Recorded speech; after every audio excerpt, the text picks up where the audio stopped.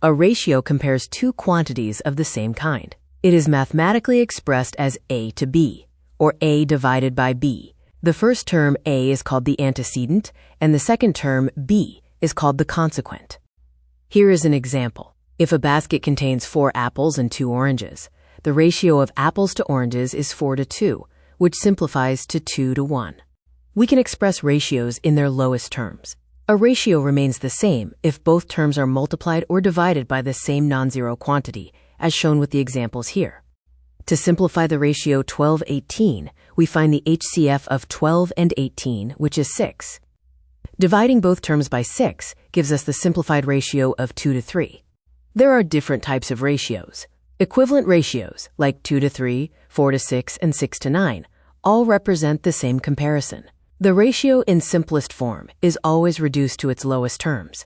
Ratios are useful for comparison. If a class of 40 students has a boy-to-girl ratio of 3 to 2, we find the total parts are 5. Each part is 8 students, meaning there are 24 boys and 16 girls.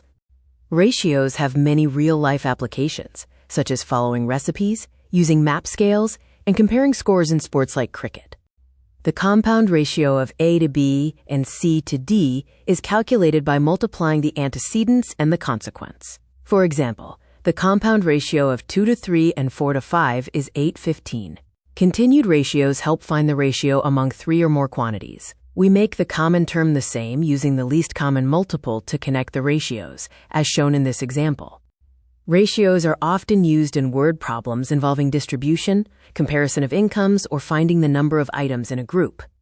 Some common mistakes include comparing different units without conversion, failing to simplify ratios, adding ratios directly, and forgetting to use the total parts method for comparison problems.